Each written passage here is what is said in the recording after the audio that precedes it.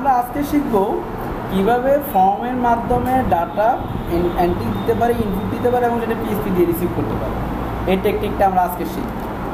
আমরা HTML form করে ফেলে খুব দ্রুত। ঠিক আছে, আমরা নাম দিলাম হচ্ছে এজ ক্যালকুলেশন। এজ আমরা নিব, এজটাকে ফর্ম থেকে ডাটা রিসিভ করব। ঠিক আছে, আমরা একটা ফর্ম তৈরি করি যে ফর্মের মাধ্যমে ডাটাটা আমরা ইনপুট দিই। ঠিক আছে,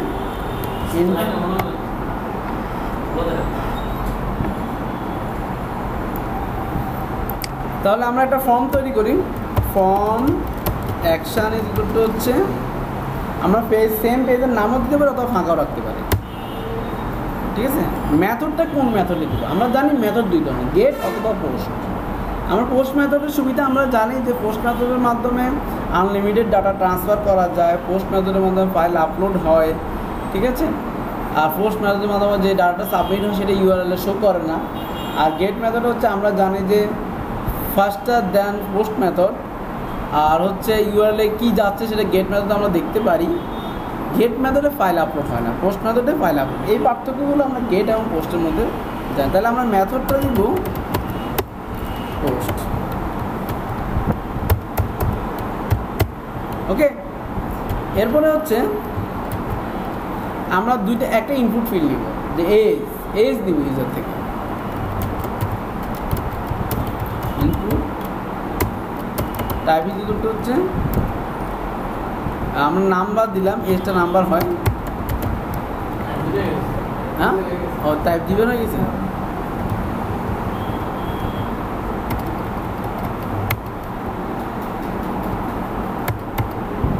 নেম দিলাম আমরা এজ।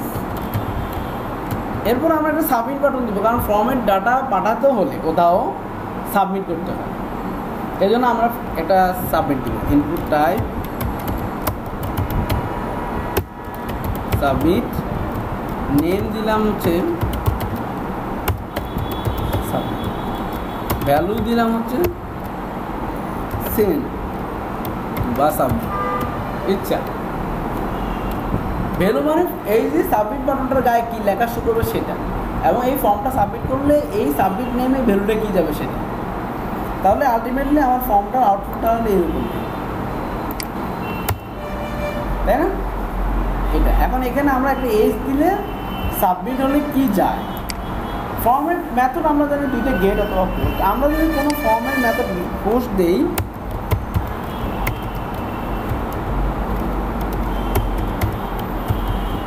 তাহলে আমরা $_ পোস্ট দিয়ে রিসিভ করতে পারি। আর যদি ফর্মের মেথডটা গেট দেই, তাহলে আমরা $_ গেট দিয়ে রিসিভ করতে পারি, অথবা $_ রিকোয়েস্ট দিয়ে গেট অথবা পোস্টের দুইটা ডাটাই আমরা রিসিভ করতে পারি। আরেকটা ইস্যু আছে আমাদেরকে, যে আমরা কোনো ভেরিয়েবলে ভ্যালু সেট আছে কিনা। ধরুন আমি আপাতত সিম্পল এটা এভাবে নিব, ইকো $_ পোস্ট, নাম দিলাম হচ্ছে এজ, মানে এজটা আমরা রিসিভ করবো। কোনো ভেরিয়েবলে যদি কোনো ভ্যালু না থাকে, এটা একটা সুপার গ্লোবাল ভেরিয়েবল যে কী করে এই এজ নামের ইনপুট ফিল্ডের ডাটা রিসিভ করে। এখন বাই ডিফল্ট এখানে কোনো ভ্যালু না, যতক্ষণ না আমি সাবমিট করতেছি, তাই না? তখন আমাকে পিএসপি একটা এরর দেখাবে, আনডিফাইন্ড ভেরিয়েবল। ঠিক আছে, এটা হচ্ছে সেই এররটা, ঠিক এরকম আমাকে একটা এরর দেখাবে, আনডিফাইন্ড ইন্ডেক্স এজ। তাহলে এটা থেকে বাঁচার উপায় হচ্ছে আমি আগে চেক করে নিতে পারি ইজ সেট, ভ্যালু কি সেট আছে, কোয়েশ্চেন মার্ক। যদি ভ্যালু সেট থাকে তাহলে আমি শো করতে পারি $_ পোস্ট এজ। সেট না থাকলে আমরা ফাঁকা রেখে দিব, কোনো কিছু শো করবো না। তার মানে এই কোয়েশ্চেন মার্ক যদি ট্রু হয় তাহলে এই অংশটুকু এক্সিকিউট হবে, আর এটা যদি ফেল হয়, কোনো কারণে সেট না থাকে ভ্যালু, তাহলে ফাঁকাটা দেখাবে। এখন এই মুহূর্তে আমাকে কোনো এরর দেখাবে, অনলাইন এ সেট না। তাহলে দেখেন এই অংশটুকু যদি আমার সাকসেস হয়, মানে ট্রু হয় যে হ্যাঁ ভ্যালু সেট আছে, তাহলে সে ভ্যালুটাকে দেখাবে। আর যদি ভ্যালু সেট না থাকে তাহলে আমাকে হোয়াইট স্পেস দিয়ে দেবে, কোনো রকম এরর না দেখায়। তাহলে দেখেন এখন আমার যেহেতু ভ্যালু নাই তাই ফাঁকা স্পেস দেখাচ্ছে, মানে কোনো এরর না। আর যদি ভ্যালু থাকে, ধরুন আমি দিলাম হচ্ছে 45 সাবমিট, এখন আমাকে 45 ভ্যালুটাই দেখাচ্ছে, দেখেন 45। তাহলে ইস সেট দিয়ে আমরা কী করতে পারি, কোনো ভেরিয়েবলে ভ্যালু আছে কি না সেটা চেক করতে পারি। সিম্পল যদি আমরা এরকম একটা ভেরিয়েবলও দেই নর্মাল, ধরুন আমরা বললাম ডলার নাম ইজ ইকুয়াল টু হচ্ছে 5, আমরা বলতে পারি ইকো ইস সেট ডলার নাম অন্যতা ফাঁকা।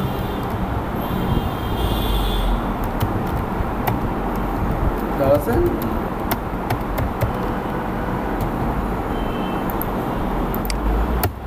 বাই ডিফল্ট 5 আছে, কারণ 5 সেট করা আছে, নামের বলে 5 সেট করা আছে না, তাই 5 আছে।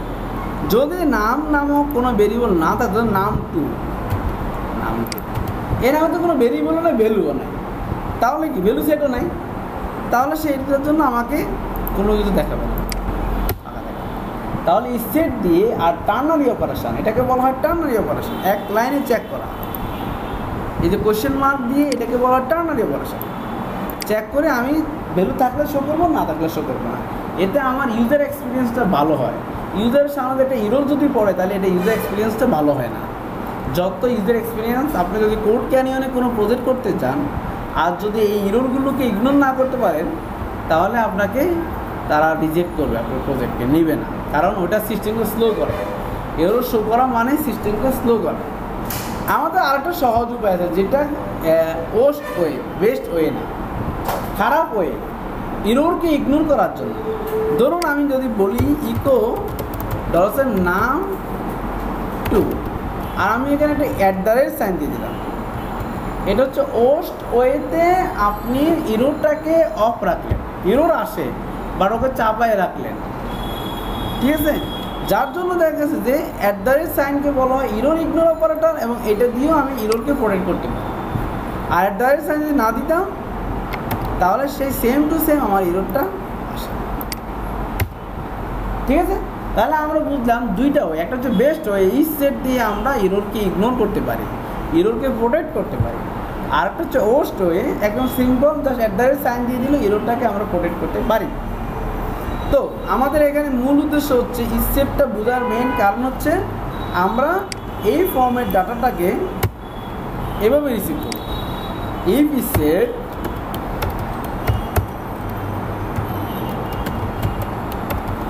$_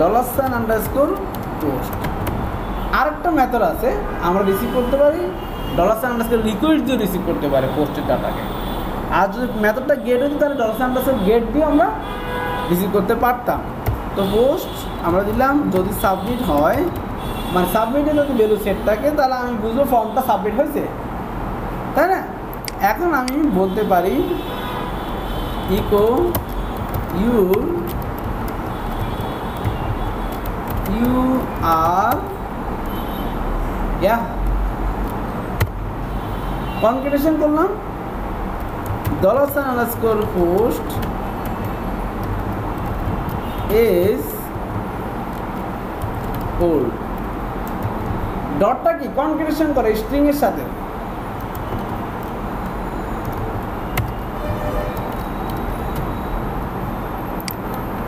তাহলে এখন দেখুন, আমি যদি সাবমিট করি 55, বলবে you are 55 years old, years দিই না,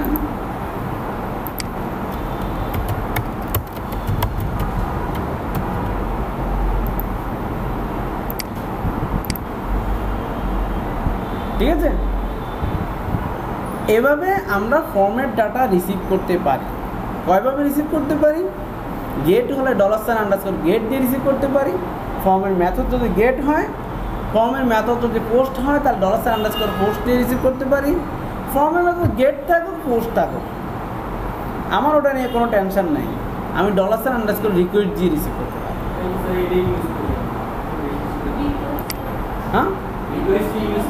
হ্যাঁ, রিকোয়েস্ট ইউজ করতে পারেন, তাহলে আপনার কোনো টেনশন নেই। আপনি জাস্ট এখানে লিখে দেন এটাকে আমরা যদি কমেন্ট করে রাখি $C $_request,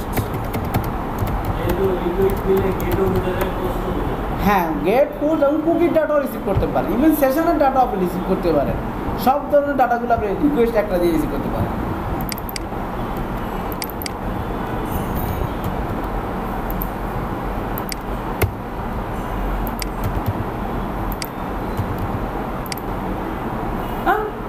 request to same কাজ করে। তাহলে আমরা শিখলাম এইভাবে আমরা ফর্মেট ডাটা $_get অথবা পোস্ট অথবা রিকোয়েস্ট ইয়েস বলেন।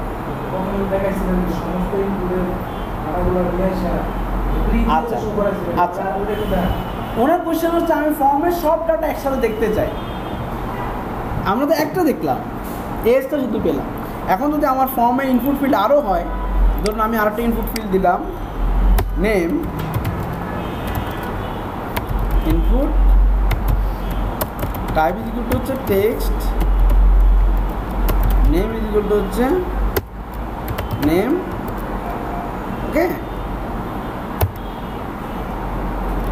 ব্রেক দিই।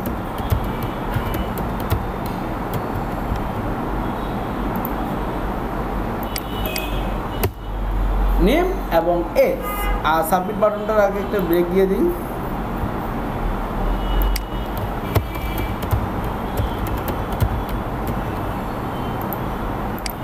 ধরুন আরও ইনপুট ফিল্ড থাকলো, ইমেল থাকলো, মোবাইল থাকলো, অ্যাড্রেস অনেকগুলো, কিন্তু আপনি সব ডাটা একসাথে রিসিভ করতে চান, সেটার ওয়ে কি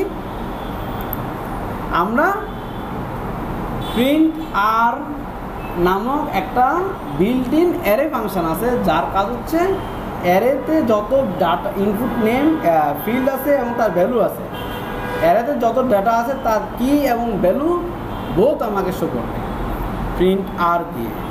সেটা কীভাবে,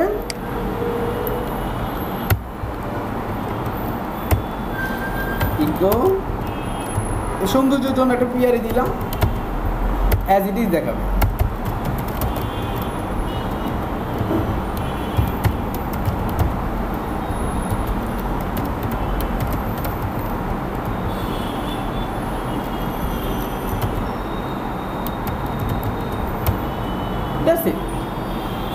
এই ফর্মে যত ডাটা ইনপুট দিবেন এবং সাবমিশন সব কিছু সে একসাথে দেখাবে, অ্যারে আকারে দেখাবে। নেম হচ্ছে মামুন ফয়সাল, এজ হচ্ছে 35 বা 35, নেম এজ এবং সাবমিট। তিনটে ইনপুট ফিল্ড ছিল না আমার, তিনটের ডিটেলস আমাকে দেখায়। এখন আমরা এটাকে আরেকটু সুন্দর করে সাজাতে পারি। দেখলাম যে সব কিছু আসে এভাবে। আমি এটাকে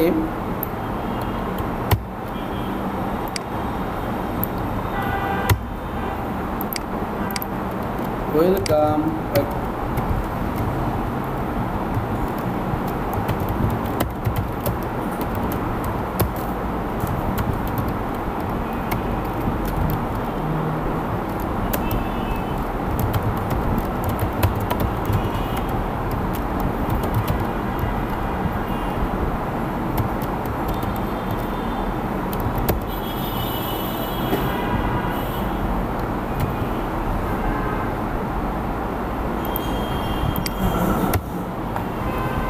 ছোট্ট এরর হচ্ছে,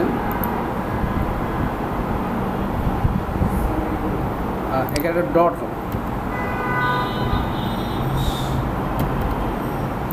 কনকেটেশন না,